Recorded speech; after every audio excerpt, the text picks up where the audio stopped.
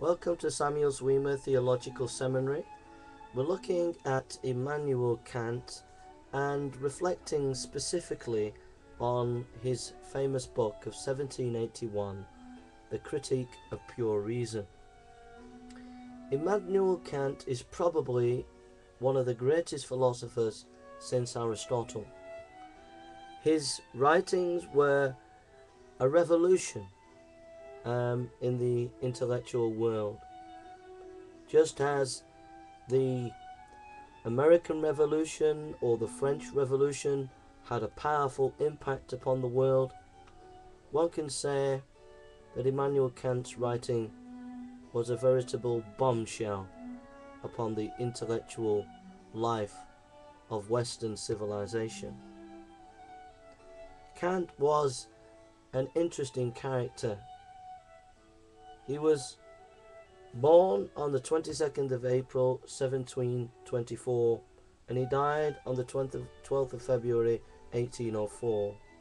His birthplace was Königsberg, and he was known as a person who was strict in his and regular in his behavior. There is the story that the housewives in his area would set their clocks to Kant's goings about because he was so meticulous in his timekeeping. Kant didn't have much interest in the arts, but he had a passion for logic, for mathematics, and for science. So it was he became interested in philosophy and epistemology and questions such as the nature of how science and religion relate to one another. It was the Critique of a Pure Reason in 1781 which dealt with some of the fundamental issues that Kant was trying to deal with. Some have said that the issue for Kant was to deal as an umpire between the rationalists such as Spinoza and Leibniz and the empiricists such as Hume, and this was central to Kant's writing. But he was also trying to deal with and had a tremendous concern about how the sciences related to religion and that religion was not completely pushed out of the reckoning.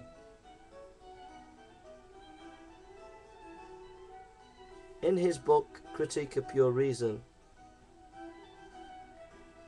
Kant is asking this question: what are the necessary preconditions for having any experience at all? The key thing to remember about Kant is that he believed the mind had to, and here it is, had to impose certain structures on the flux of incoming sense data. In other words, the things that we experience are mediated by intuitive categories. Kant developed 12 fundamental judgments, or what he would call categories, that are preconditions for experience. Those categories were such as substance, cause and effect, reciprocity, necessity, possibility, existence, totality, unity, plurality, limitation, reality, and negation. These were the intellectual categories that he used. He also had category of space and time, which he called forms of intuition. And if you want to go into Kant's understanding of space and time, at the end of Bertrand Russell's essay on Kant, Russell goes into greater depth on Kant's understanding of space and time, if you want to follow that subject up. Forms of intuition, says Kant, were imposed on phenomenal experiences by the human mind in order to make sense of it. Perhaps a key quote from a philosopher would be this: the mind imposes principles upon experience to generate knowledge. The mind imposes principles upon experience to generate knowledge. We'll come back to the implications of Kant's thinking here, but we just mentioned Kant wrote The Critic of Practical Reason in 1788, and which developed his categorical imperative,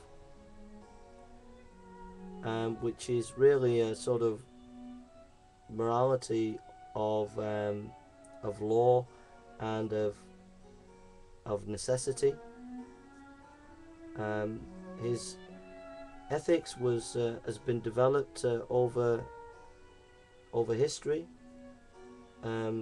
with the theories of deontological philosophy. And then you have the Critique of Judgment in 1790. So what do we make of Immanuel Kant's Critique of Pure Reason?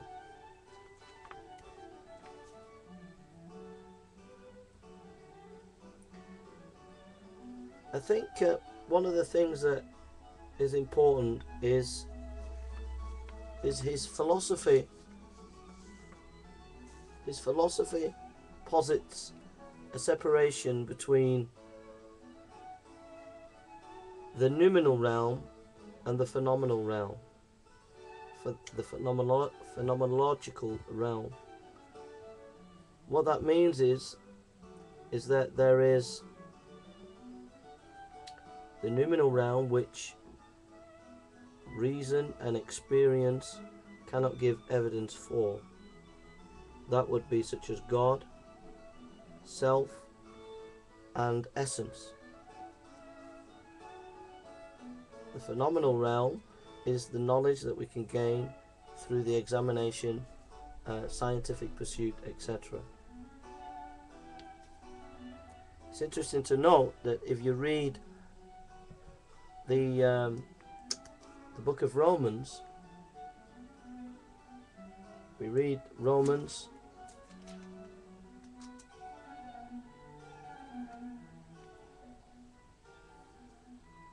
chapter 1 verse 18. It says, "For the wrath of God is being revealed from heaven against ungodliness and wickedness of men, who supplies the truth of their wickedness, since that may be known about God is plain to them, because God has made it plain in them.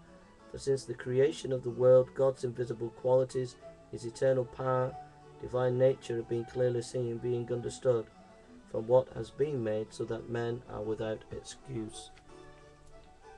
I think what the Apostle Paul is teaching is that there is no separation between the noumenal and the phenomenological realm, that we can gain knowledge through natural theology, knowledge about God. I think some of the thoughts about Kant's understanding of experience mediated through intuitive categories is interesting. It's interesting to see how it's been taken to more of an extreme example in postmodern philosophy, where they have almost saying that really experience is not objective at all, but it's completely and utterly what we are putting and mediating through our own sense perception. In other words, there's no objective reality. Experiences is what we are. Knowledge is what we are actually creating. It's not what we are actually experiencing. And I think that's influenced by by Kant saying that we impose structures within our experience, the postmodernists have taken that a step further and said, yes, we impose structure, but it's even creating not only structure, we are also creating the reality. There is no objective reality. So I think postmodernists have taken Kant one step further. I think there is three issues about epistemology in Kant. I think one is that there is a realism there, that we do have presuppositions that we impose upon our experience and reality. That's number one, and I think Kant has been wise to see that, and Gadamer explores that in a deeper way. Secondly, the issue of epistemology in terms of limitation. I think that Western metaphysics after Kant seem to have gone for more of a materialistic point of view in knowledge, and I think that there is that epistemology and the theory of knowledge and how we know. I think just to look at epistemology from a materialistic perspective, where all there is the material, and that's all the knowledge that we can gain, is a limited way of looking at things. And I think Kant has seen that. He's seen that it's not, that there are other aspects of knowledge. And I think intuition, in other words, what I'm saying is that there can be other ways of knowing. There can be other ways of having knowledge, and not just from the materialistic perspective. Although I think Kant would say that actually all knowledge that we do know is from experience, and that but that experience is, like I've said, mediated and imposed on by mental intuitive structures that organize that experience. But I would push it further and say actually it is not, all knowledge is not just experience, but that there are intuitive aspects of knowledge. And so I would push it a bit further than Kant, and so try to show that knowledge is not just one limited aspect where we say all knowledge is experience. There can be things such as intuition, universal laws that in logic, ideas that are not rooted in experience. And so there are other valid aspects of knowledge which can be used alongside experience. So those are just some thoughts about Immanuel Kant. You'll disagree with me, but I'll put some source material up underneath this video, and you can explore for yourself and think through yourself what you think Immanuel Kant is teaching in the Critique of Pure Reason, and how that relates to Christianity and how that relates to modern thinking today. So thank you for listening. That's Jason from Samuel Zwemer Theological Seminary. God bless you.